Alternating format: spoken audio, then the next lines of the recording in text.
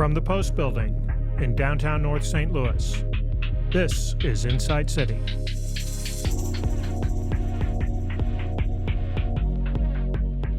Today I'm interviewing Gabe Angieri, the Executive Director of Arch Grants. Prior to this, he worked with the Regional Business Council and has degrees from Washington University and Boston College. Arch Grants' mission is to attract entrepreneurs to St. Louis with $50,000 non-equity grants. In order to receive the grant, the founders must either be from St. Louis or move their company to the region. Since 2012, they have supported more than 240 companies, most of which are still in business. I spoke with Gabe about how Arch Grants has helped to change the St. Louis ecosystem. Hi, Gabe. Thanks for coming to Inside City this week from Arch Grants. I'm actually wearing my Arch Grants pin, and I thought you might be too. We could compare, I saw that. Yeah. Anyway, so very much appreciate you coming by this morning. A lot of people, I think, in St. Louis have heard of Arch Grants, and so let's just go through the basics. I think it was started in 2012, but run through a little bit about the organization, and I think it predates you running it. So just tell us a little bit about how it started and how you got on board. Certainly. Thanks, John. I'll always appreciate the repping. Absolutely, yeah. So Arch Grants was started in 2012 as an economic development nonprofit. So really unique in that our founders came together, downtown civic leaders, business leaders, with a vision to engage in economic development in a new and unique way. We have long played that attraction game where we go out and try to get Fortune 500 companies or put incentive packages together to keep those that are here in St. Louis. And they saw the need to start investing in early stage, high growth companies. So we would have homegrown companies for the future generations to be leaders in the community, both in terms of employment, but also from business and civic perspective. And I think St. Louis, not to interrupt, but had a reputation that companies had to leave to grow kind of thing, or to get money or capital. And let's face it, people follow money. And so Arch Grants has really started to help reverse that. Absolutely. And as you said, people do follow the money.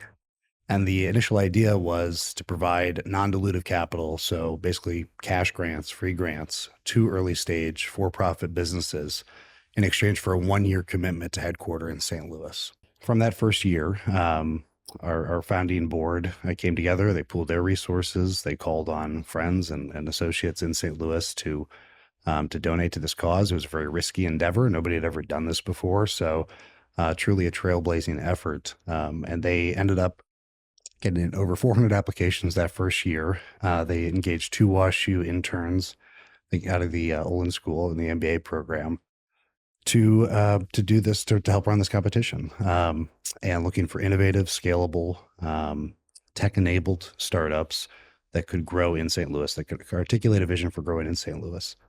And the companies, they would do cohorts of 20 out of the 400. They would take 20, and it was for a $50,000, as you said, a non-dilutive equity grant, which is very atypical. Usually when people give money, of course, to founders or whatever, they expect something back. And the only commitment, as you said, was a 1-year stay in St. Louis. Absolutely. So yeah, our ROI is truly the economic impact these companies make in St. Louis. So we don't have any stake in their financial success.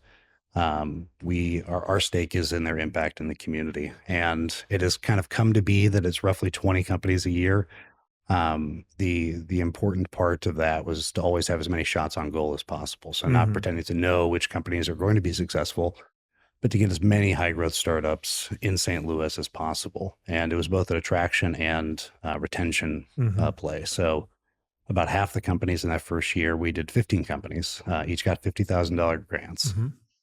$750,000 total. At that point, we really had a kind of bare bones staff, just an executive director, these 2 interns, and then slowly started to add on other team members. But the reaction from the community was very strong, and said like, well, this is great. This is such a cool idea. We don't know if it's going to work, but it's worth trying. So fast forward a few years, in 2016, Not that I would put my arrival at Arch Grants as an inflection point, but that's when I became familiar with the organization and came aboard to lead fundraising efforts. And at that point, we had funded about 50 companies. We had seen some signs of promising growth. They had generated, I think at that point, it was like 400 or 500 jobs, generated maybe, I think it was like in the tens of millions in revenue, but $15 million in revenue, and attracted about $30-40 million in follow-on capital. So we had, we from the get-go, we wanted to track these performance metrics because we're working with high growth businesses. It's always been very important to track the outcomes, and we're able to do that by acquiring their data on a semi-annual basis. So today we've funded over 250 companies. From that initial stage, I said when I joined the organization in 2016, kind of promising signs of life. Today we're really hitting full stride. So 250 companies awarded just about $17 million in non-dilutive capital. 70% of those companies are still active in total, and then 85% of the active companies are still in St. Louis. And I mean, and that's a remarkable statistic, because I mean, you hear about startups that I think the stat is something like 80% fail within 5 years. It's a very high number. And so just even the fact that you have a 70% success rate is remarkable. And then 85% of those are still in St. Louis, which is terrific numbers, I think, for any, I mean, Arch Grants is a startup itself. So, yeah. It's like the restaurant business often gets compared to, if you're around in 2 years, you're probably one of like the 10% of restaurants that have made it. And I think it speaks to the engagement, the belief from this community in our program in these companies. And I think it speaks to the model, this still very unique model. Other organizations around the company have popped up to provide non-dilutive capital, certainly. So St. Louis has been a model for other. Yeah, and you don't necessarily know that unless you go out in other communities. I was in Louisville, Kentucky. I think I got it right now. Louisville, last spring to meet with some folks from economic development in Southern Indiana and Illinois as kind of a tri-state effort. Looking at how entrepreneurship and innovation can accelerate economic regional growth. And Arch Grants was very much called out as a model, something that they wanted to replicate and emulate. Great. Yeah. Because in a way, getting companies to move here, it's easier to grow them here. I mean, it's a longer game, but then they're tied into the community. And as someone who is from here, I appreciate changing the DNA or the genetic makeup of, the gene pool of the city. And I think that's what this does, is it not only prevents companies from leaving, but then attracting those as well. Yeah. And really looking for those companies that can demonstrate, can articulate why St. Louis makes sense. I think in the early days, that free money was really a big draw, and we didn't have to work too hard to convince companies to come here. And today I would say, the money's still very much a draw. We've since increased the grant awards from $50,000 to $75,000 and then introduced a $25,000 relocation grant. So about roughly half the companies we award each year from outside of St. Louis, they get the $100,000. But the money, if they come in and say, well, $75,000 or $100,000 is going to really move the needle for my company, well, that's great. Why is it important that you're in St. Louis? Like, what comparative advantages of this city, of this region, will allow you to be more successful than in another market? And if you can't articulate a vision for why St. Louis makes sense, it's probably not the right program for you. It's not to say that we don't want you in St. Louis, but we really want to bank on the companies that see this as a viable place to grow and scale the business long term. And it's created a lot of momentum. Whereas now we see companies that, the money maybe not as important to them. They're already scaling. They're already doing pretty well with growing the business, but they want to be part of the entrepreneurial community that Arch Grants has really formed in St. Louis with the help of others and engagement of other organizations. Yeah, I mean, that's significant as far as if you now have 230 companies that are here and people wanting to be part of that ecosystem, part of that energy. And in terms of then the different industries, that are represented. Certainly St. Louis is known for bioag food. I assume you have everything under the sun as far as the different technology companies that are represented in the Arch Grants. I don't want to call it alumni, but the cohorts that you have. Yes, absolutely. So we're industry agnostics. We funded companies in pretty much every sector, from nutrition delivery systems, a la Babyation, which is like a discrete breast pump for easier pumping in workplace setting or traveling, to rocket fuel companies. A company Nanometallics years ago, they're introducing some nanomaterials to rocket fuel to make it more efficient. Wow. And that was a really interesting one. It's not one of the ones that's still around today, but very cool in its concept and potential application. But we prioritize that economic impact. So we don't exclude any industries really, and we look to build our network aligned with whatever companies or industries we're funding in. And so you mentioned you had about 400 applicants the first year. I mean, how many are you getting now? We get between 500 and 600 a year at this point. We had some years where we were seeing a lot more applications. We found that in those kind of very high volume years, we were seeing a lot of applications from companies or organizations that weren't necessarily eligible for the program. So you have to be for profit. So unfortunately, nonprofits, different model or different organizations will support those efforts. So today, we see roughly 500 to 600 applications come in. And it's always really interesting. We do a staff review to make sure that every company meets the eligibility criteria before we push them out to our judges, which is going to actually happen just coming up May 6th. And in terms of that, I mean, given you, I think part of the success has to do with the process of selection, that how they do that. And so besides the profit status, what's another eligibility reason that people would get kicked out? Sure. So basic, business formation. So if you are the idea stage is kind of an ambiguous term, but for us, it means that you have not yet incorporated.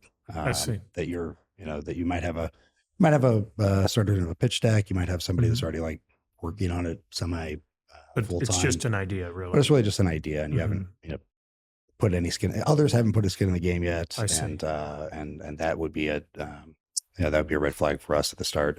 We often say, please go out, get this done, a year and come from back. now, Exactly. resubmit. Help them a little bit on there. And then if it's a every startup is a small business when they get going, right? It's always one or two people or a few people that come together. But we're really looking for companies that can scale quickly and have the potential to be big employers, to be big players in whatever sector they're playing in or working in. So, very credible and worthwhile companies apply every year that ought to be supported by the community.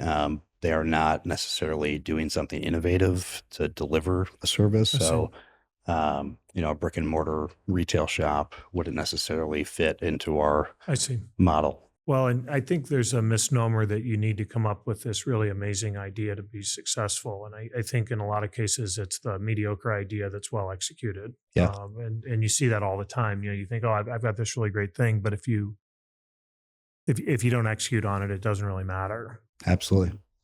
It's there's a Jim Haberlin who's very well-known entrepreneur in St. Louis. And he's on your board, right? And he's on our board, joined our board about a year and a half ago. And he's been involved in supportive of Arch Grants for many years. One of the first people I met when I joined the organization.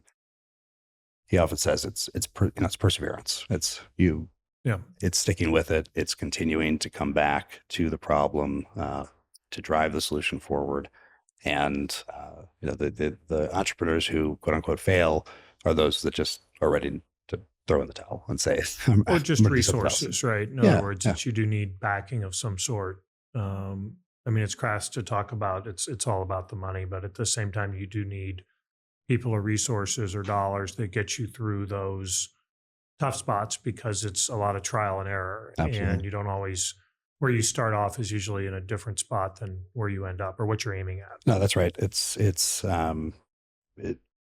we can have an abundance mindset. We try to bring that to everything we do at Arch Grants and certainly encourage more of that in St. Louis writ large. But it does take resources to drive things Yeah. forward. And to your earlier question around the number of companies that we fund, it's really a matter of resources, the amount of resources that we can raise every year as an organization, and then give out. So we ended up increasing the grant amounts from 50 to 75, and then 100 with the relocation grant because of an outpouring of support from the community to double down on what we're doing, and that model scales for us too. So I've got your annual report here, and I think from 2022 or maybe, and I mean, first, then again, the numbers are just staggering here: 3,400 jobs in Missouri, 700 million of follow-on capital. It's just it's a huge success. In terms then of the funding, and you've got your your revenue is a little over 4 million a year, Mhm. and talk about the funding sources. I think Missouri Technology Corporation might be one. You've got private. And so this sounds like a very successful public private model. Mm. And talk a little bit about how that all comes together. Sure. So yeah, Missouri Technology Corporation is one of our biggest and longest supporters. Coming in at the very beginning of the organization to provide some crucial operational support. That's really how they invest in the nonprofit components of the startup innovation ecosystem in Missouri statewide. So looking to support capacity building projects and getting behind new innovative ways to deliver economic value to the whole state through grants. And then there's the venture funding arm that also plays a big role in what they do, but probably a bigger conversation, very, very impactful for Arch Grants companies and others. But so our funding really comes from 95% of our funding comes from the St. Louis MSA. So people that live in the region, corporations that operate here that see Arch Grants as a way to help build a more vibrant economic future for the city, for the region. And they care about the results, right? So being able to report that impact that you mentioned, and I can actually update those numbers today. So we've included our 2023 data collection survey and did our fidelity testing, all of that, and so now the jobs created is just over 3,700. We have our companies have reported raising over $730 million in follow-on capital and generated now over $920 million in revenue. So creeping up on $1 billion, huh? Yeah, That's terrific. It's an exciting place to be, and our supporters, care about that impact. So whether they're private foundations, the large corporations, Bank of America, Commerce, Centene has had been a big supporter of the organization in the earlier years. Emerson, Worldwide Technology, many others. I'm going to probably stop listing them there so I don't forget. But we've received support from many of the largest corporations in the community, and those private individuals that want to see their kids and grandkids come back to St. Louis after college and grow their lives here as they did.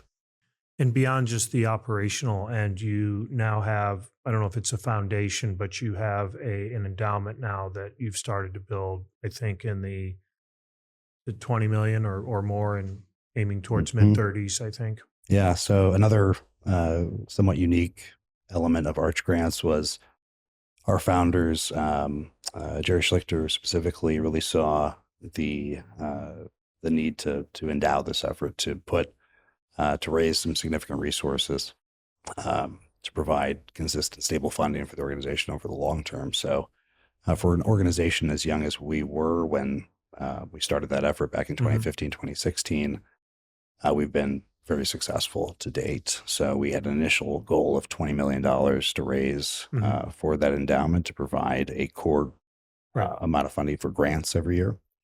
We've since hit that threshold. We're at over $20 million. We're pushing it a bit further. Yeah. We want to nearly double that, Yeah. To be self-sustaining. to be self-sustaining. Yeah. And we want to be able to really say nationally, we can already say it to a degree that this is St. Louis will have a perpetual pipeline of early stage innovators getting non-dilutive funding.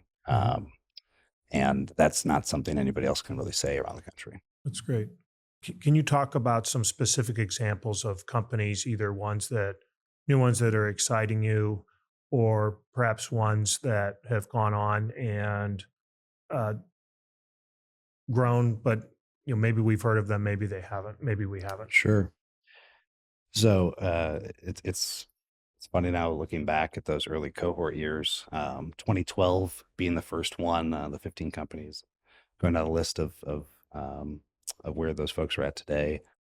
One of the first companies we funded was Label Insight. It was called Food Essentials at the time. There's a founder in Australia, Paris, Chicago, and one in St. Louis. And they were awarded in 2012, very, very early stage, some initial contracts with I think it was just enough about so many companies to be dangerous, but I believe it was Yeah. the Food and Drug Administration, a small contract to kind of pilot.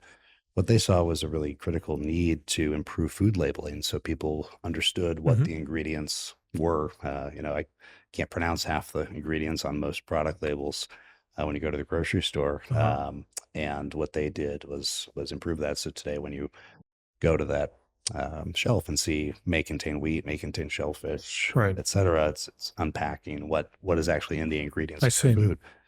So really wide-reaching impact, and they were acquired after growing rapidly over 8-9 years. Dual headquarters between Chicago and St. Louis. In the end, they were acquired by Nielsen IQ, and a really great story of founders coming together, Arch Grants putting in that first seed money. We were the first organization to put any dollars behind it outside of some family and friends that they had persuaded to get behind it. And now two of those founders continue to really drive a lot of value in St. Louis. So the former CEO of Label Insight, Ronik Sheth, was our first EIR at Arch Grants. So this was the first time that we brought somebody in-house to provide kind of real-time guidance, feedback to early stage entrepreneurs as they got going. So that's part of that ecosystem you were talking about before. Yeah, part of that. And a big part of our model is like we are connectors, we're conduits to the St. Louis community. I certainly wouldn't suggest any startup founder takes my advice on how to best grow their business. I want to connect you with somebody who's been there, done that, has some specific expertise to bring to bear. I'm full of ideas, but I'm not out pitching and putting my livelihood on the line for it. So Ronik was our first EIR, and it's a great story. I'll just share here. He was meeting with one of our companies funded in 2020, I believe, inclusively, and they'd described they need some help with building their tech stack and scaling. It's a platform whereby large employers can adopt more inclusive hiring practices. So kind of taking the guesswork out of making accommodations for those that are differently abled, and they've had a lot of success. But when they were trying to build that tech stack, Ronik called his former co-founder of Label Insight, Dheeraj Patri, and said, "Hey, what are you doing? Like, you've taken enough time off. This company could use a hand." And I don't know all the ins and outs, but shortly thereafter, Dheeraj came on as the CTO of Inclusively, and they've gone on to raise some significant early rounds and are poised for even more accelerated growth. So that's kind of the beginnings of that virtuous circle that we envisioned back in 2012. That once you have a couple wins, they start to populate more wins, and the other C-suite leaders from Inclusively or the other startups that are growing quickly will will then seed the next ventures, and so on and so on. So that's really what we're trying to do in the microcosm of our portfolio of companies, but the impacts are far reaching. And companies that we funded just recently, Vet Verify just announced that they raised a $1.5 million round, and we just funded them 6 months ago in the 2023 cohort. So in a lot of ways, Arch Grants pre-screening helps to, so if there's 20 spots or 25 and you get 600 applicants, you're under 5%, whatever that number is of acceptance. But having then screened them, it would seem to me then that helps prep for the venture capital as far as, because anybody who's run a company, I mean, 50,000, 100,000, it's a one-time thing. That doesn't go that far. It's good at something, but it's, to your point earlier, now you're part of this ecosystem of talent of, hey, I'm looking for somebody who can do X, and then other people are like, great, here's who you need to talk to. It seemed to me that would be very valuable. But the relationship between Arch Grants and the venture capital community, it would seem to me that you're providing a service to the venture community, having distilled down the best down to a very small number, that there would be a cachet to say we're an Arch Grants winner, especially locally, and that would immediately allow them to get attention. Or even having gone through the selection process, they've got to have the deck, they got to have the team, and then it makes that conversation that much easier. So we certainly hope so. That provides some validation, some credibility, or improves the credibility of those companies. So when they go out to our local VC community, it's at least easier to get in the door. We don't, as a nonprofit, we're not involved in any negotiations or direct solicitations of funds, but we certainly want to connect our companies, the startups that have come to the program, and those that maybe it's their second or third venture, and we're not actually. We haven't granted that company, but we worked with the founder on a previous venture. We want to connect those into the local venture capital community, and even grow that regionally, nationally. So because our ROI is economic impact in St. Louis, we're really incentivized to build relationships with funders all over the country and globally. So we have a network of over 100 venture capital firms around the country that varying degrees of strength in those relationships, but they're at least open to taking a meeting with one of our companies if they fit their investment criteria and thesis. So that's great. Yeah, it's a good way to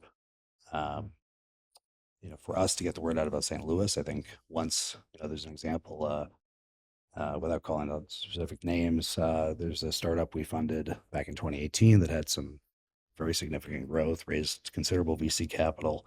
And they had an investor from Los Angeles that came in to one of their board meetings, came to one of our events, ended up meeting another company in the portfolio, made an investment in that subsequently. So the more we can get attention in St. Louis, I think the better it is for. Yeah, I have to say, having gone to a few galas in the early days, you guys have really upped the game on the party that you throw every year. It's quite impressive as far as the production value and really throwing a great party and celebrating the wins and the companies that are being funded. I appreciate that. It's always good to have you there, John. It's no small undertaking. It's not something we take lightly as a small nonprofit.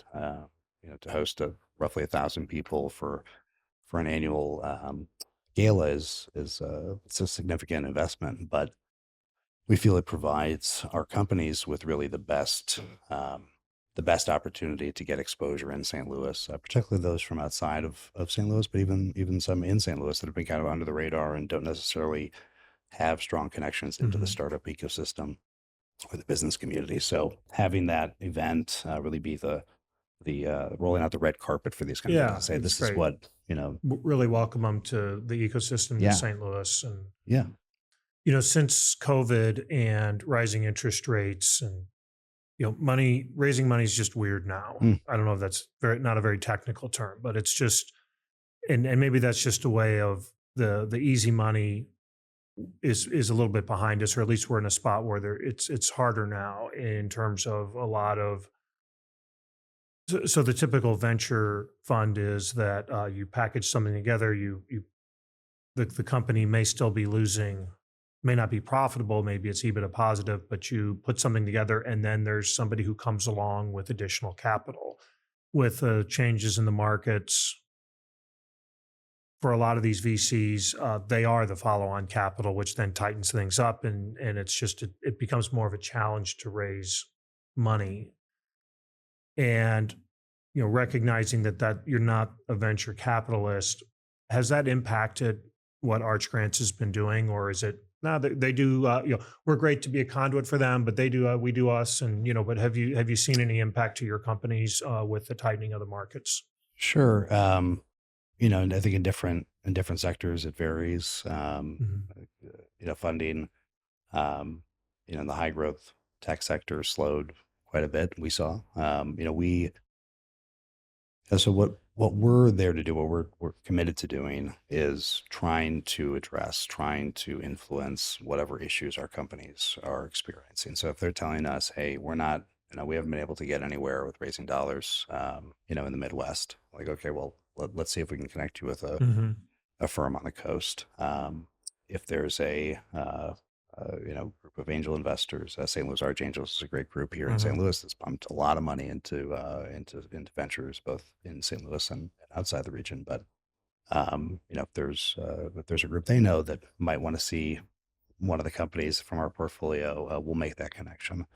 Um, for us, I think the major, our most direct um, uh, play in this space would be the launch of our growth grants program in 2021. So, we're talking about the endowment a few minutes ago. Right. The endowment, the returns off that endowment, allowed us to launch this growth grants Talk program. about that, because that's Yeah, a little different than where it you guys is. have been. Yeah, so it's the most significant expansion of what we do since we were founded. We've made a lot of enhancements and tried to refine the support services, the wraparound support we provide, both as a staff and also the benefits that community partners bestow upon these companies. But the growth grants was Arch Grants coming in with a follow-on funding uh, program for previously awarded companies. So any company that had previously been awarded an Hmm. Arch Grant could apply for up to $100,000 in matching non-dilutive capital. So the requirements are that they are raising at least 2 to 1 external, or raising from external sources, at least Hmm. 2 to 1. So if they want to raise $300,000 in a pre-seed round or Hmm. seed round, we will match up to $100,000. And it's a competitive process. So it was a little different for how we had operated in the past, but we now run that program twice a year. Since it was launched in 2021, we've done about $500,000 a year in additional follow-on funding. It's a way for us to double down on companies that have demonstrated their ability to grow and scale in St. Louis. So the first award is very much like we believe in your Yeah. ability. We want to see you, put your best effort in growing in St. Louis.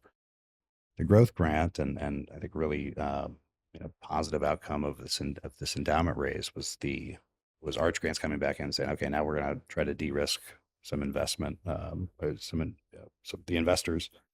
We want to make this as founder friendly as possible. So we're not going to, we don't want any equity in the company. We want you to Hmm. retain as much control as possible. And you're going to commit for another 2 years to headquarter in St. Louis as part of that. But to be frank, most of the companies that are applying for growth grants, they've grown to a point where we're not so concerned that they're going to leave St. Louis. Hmm. They're invested and they're growing rapidly. But it's a powerful signal that not only do you get the first 75 or $100,000 grant on top of the secondary, tertiary benefits of the program, which Hmm. involve wraparound support and discounted memberships and access to different St. Louis institutions and opportunities. Then you're eligible for another $100,000, up to another $100,000 in funding.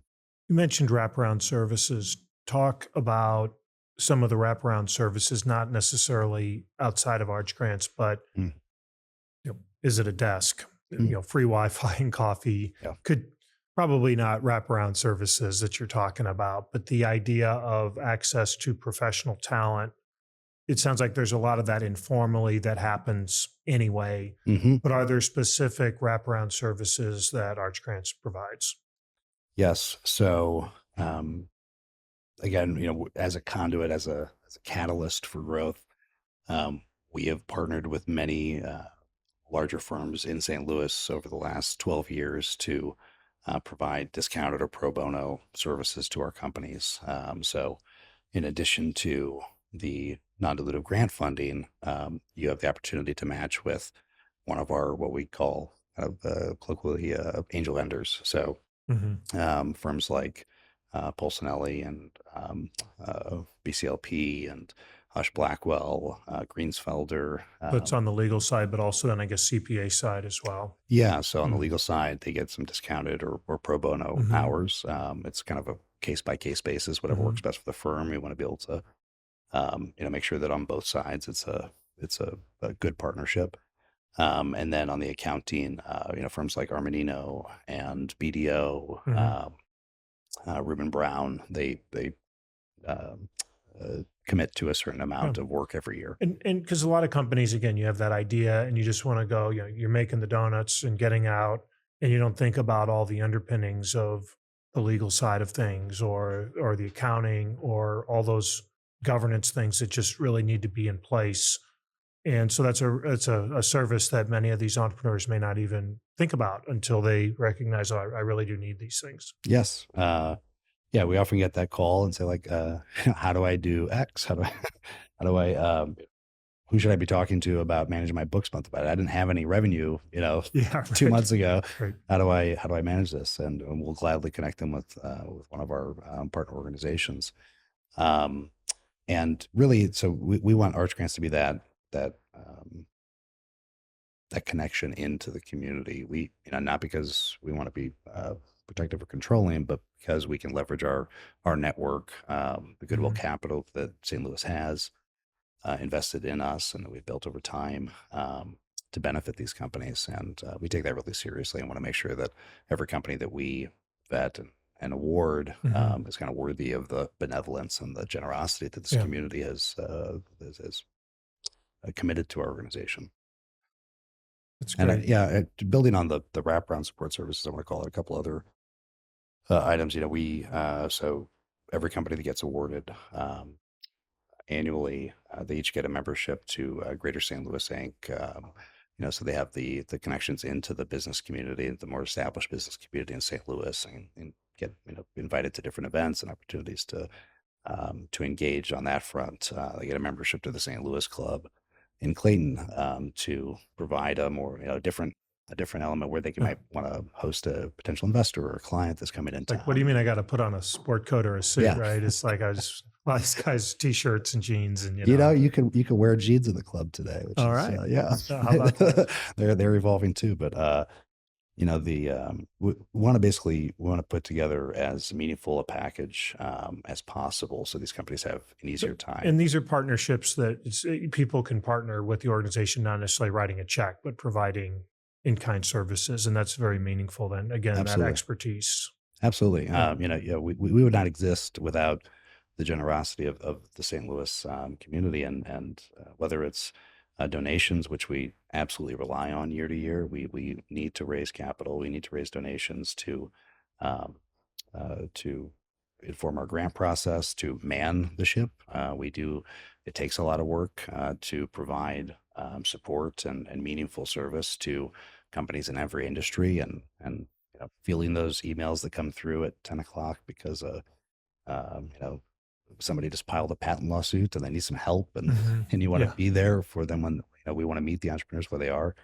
And then it's also important for us to make sure that the partners that we engage, if they're providing in-kind services, that you know we don't want it to be a strictly biz dev Yeah. engagement. We want them we look for partners that are really interested in growing the St. Louis Well, economy. and I think something about St. Louis and it's a Midwest thing is we're beyond the transactional.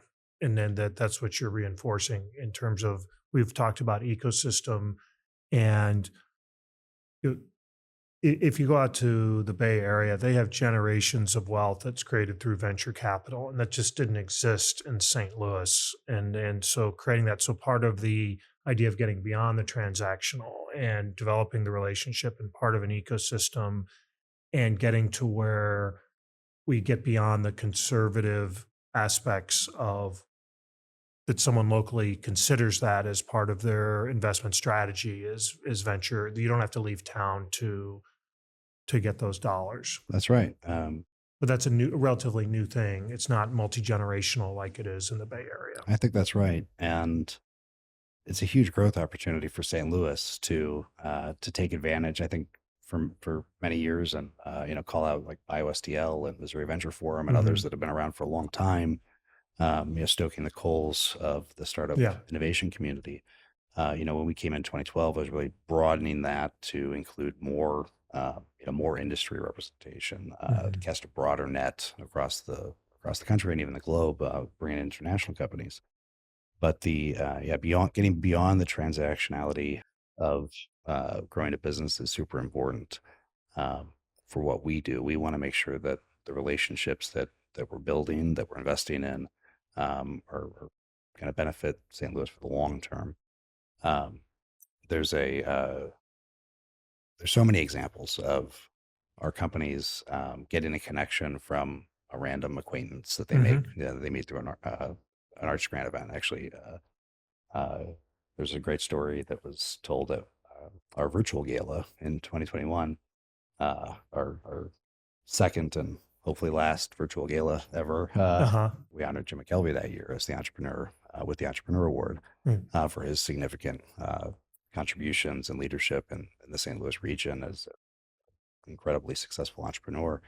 And one of our founders, Lou Alaruso, founder of Immunophotonics. Immunophotonics, yeah, the Yeah, cancer treatment. yeah. Yeah. Mhm. He shared a story during that event about meeting Jim or bumping into Jim at an Arch Grants event back Mhm. in 2013 or Uh-huh. 2014 and bending his ear for, a few seconds, piquing enough interest where I think that relationship has Yeah. really borne fruit over time for the company and the company's growth in St. Louis. So, uh, I don't know about you, John, but I can't remember the last time I got on an airplane in or out of St. Louis where I didn't know at least one person.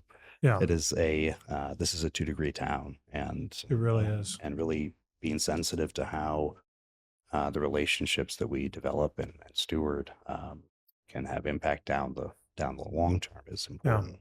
Well, and it's if you don't know the person you're sitting next to on the airplane, you probably have somebody in common more than what high school you went to, which I sort of refuse to ask that question or answer it. I think Appreciate that. we do better, and that's part of what Arch Grants is doing. And the one of the things that St. Louis struggles with from time to time is all these is siloed approach, all these fiefdoms. It starts at the political government level.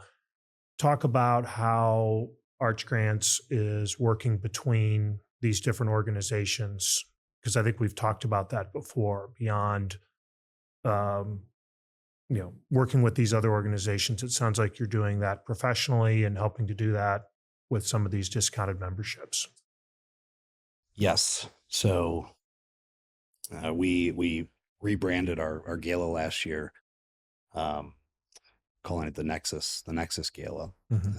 and that'll continue on because Arch Grants really is a nexus of this entire community of different facets, different players from the entire St. Louis region coming together to affect change and positive change through entrepreneurs and startups. So, because we're a nonprofit, we're a 501c3, because we work with for profit businesses, because we engage such a large group of volunteers every year in what we do, um, we have this enormous privilege of getting to play in between spaces Mhm. and really try to, uh, the nexuses are messy and like ambiguous at They can times, be, right? you know. But when all these forces kind of come together, unite, really amazing things can happen, and Mhm. we've seen that. in the companies that have come out of our portfolio. Um, I think Genoscopy is a great example of a company that has benefited from this, from the Arch Grants Nexus and the many different uh, supporters and players in the ecosystem. They got their initial funding through our program in 2016. Erica and Andrew Barnell. Erica is, I think at that time she was pursuing her PhD at Washington University, and her brother Andrew either just or recently completed his MBA at Wharton. Mm-hmm. And through Erica's work and research, they developed this novel approach to diagnosing gastrointestinal disease, Mm-hmm. colon cancer specifically. And again, I don't want to get too far into the science because I don't want to pretend to understand Yeah, it, right. but it's a really um, it's a novel and statistically significant improvement over Mm-hmm. uh, other uh, other screening tools out there. And now, 7, 8 years later, they have a growing team. They have a headquarters out in Maryland Heights. They have over 50 people on their team. They've raised over $100 million Oh, in venture funding and doing some really exciting things. And like that wasn't just Arch Grants. That was the community that sure. came in. BioSTL was very involved, BioGenerator, Yeah. and others to help propel that growth. Washington University, of course, in St. Louis. So seeing that take shape and being part of that, seed Yeah. seeding that It's great. is really Seems like it's very gratifying. satisfying. Yeah.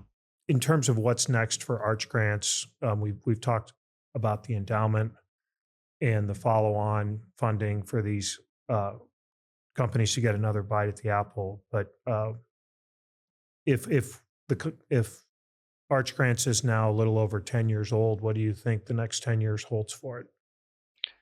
It's a great question, John. Look into your crystal ball there, Gabe. Yes.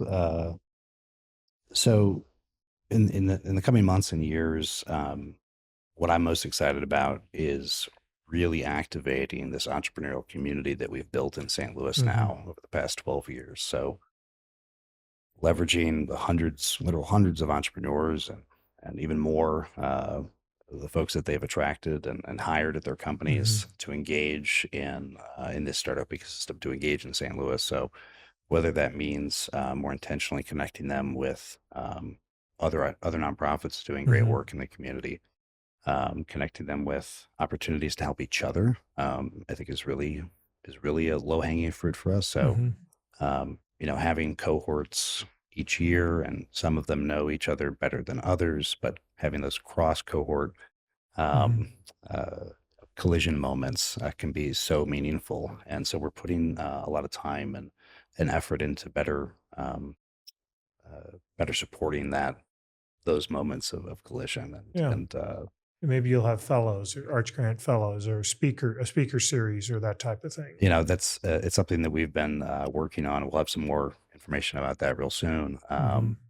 It's an exciting way to both connect our entrepreneurs with each other, but also maybe engage a broader pool of entrepreneurs in the community. And I think continuing to invest in growing a really diverse group of entrepreneurs and startups in St. Louis Mhm. is important to not just our organization and our vision for what success looks like, but Mhm. really it should be this region's goal. And I know the efforts of Greater St. Louis Inc. and others to Mhm. the 2030 jobs plan and making sure that we have inclusive economic opportunity for folks from around the region, from every community, is super important to us. So making sure that we're not only funding companies with diverse leadership teams, Mhm. but also connecting them with resources, those companies with resources where they can, um, we can hopefully help level the playing field. We know that companies that have Black or brown founders receive, a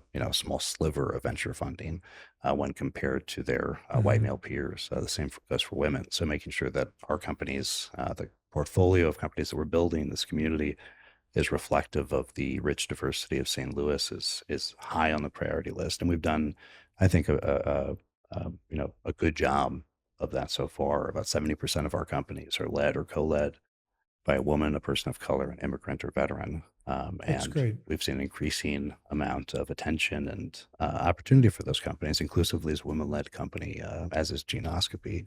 That these are great examples of the benefits that come when you have a diverse ecosystem.